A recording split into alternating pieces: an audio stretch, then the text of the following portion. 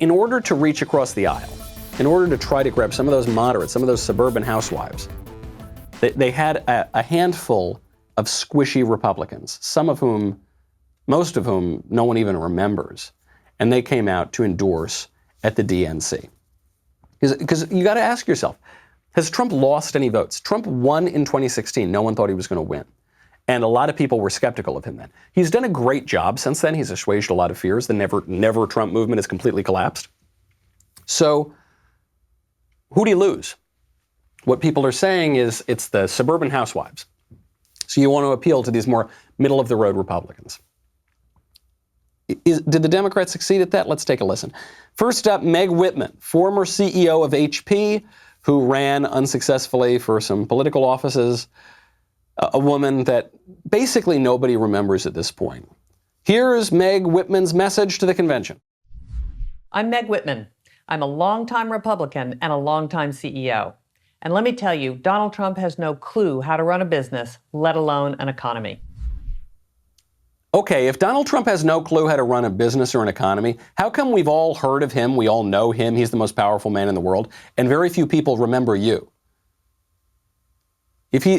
Last time I checked, the Trump Organization is doing better these days, is much more prominent in the public imagination than Hewlett-Packard, the company you used to run. And I think she runs another one. I don't even know the name of this company that she currently runs.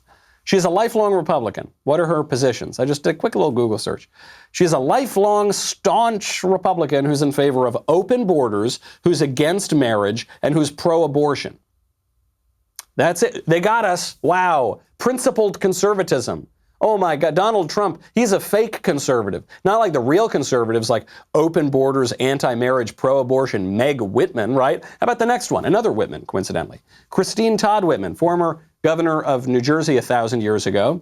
Here's Christine Todd Whitman's invective against President Trump.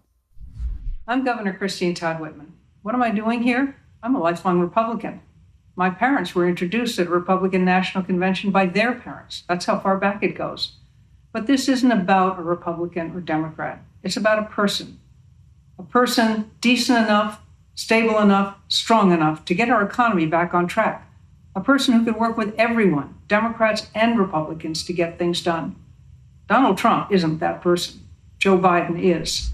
Joe Biden is principled conservative. I've been a Republican so long, my grandparents were Republicans, and they introduced my parents who were Republicans. And okay, let's take a look at her record. Oh yeah, against marriage, pro-abortion, and pro-partial birth abortion.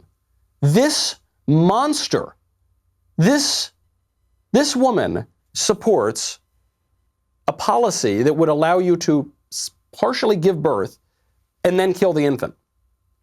In 1999, Whitman, when she was governor, vetoed a bill that outlawed partial birth abortion.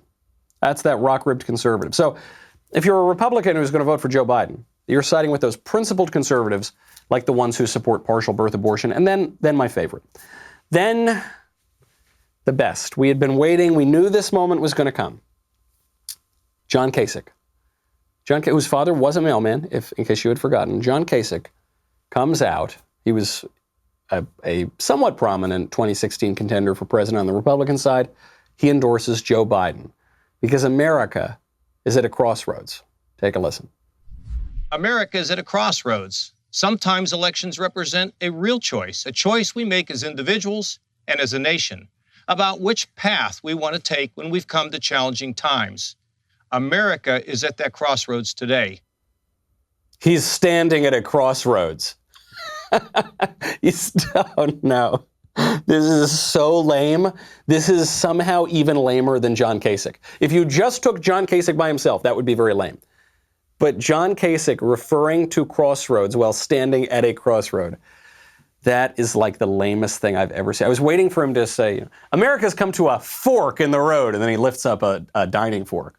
Or he just got there and he just started turning himself around, like spinning around. America's at a turning point. You know, it's not very convincing. And what is he talking about? You know, I'm not going to subject you to listening to the rest of his ridiculous oration, but none of these people ever get to issues. All it boils down to is Donald Trump was mean to me, And Joe Biden was nice to me. And it's all about me, me, me. And it's all about personal behavior, and it's all about the tweets. Because for these people, even Kasich is the worst one, because Kasich actually had a pretty good record in his early political career, but somewhere along the way, he got to a fork in the road, and he took the wrong path.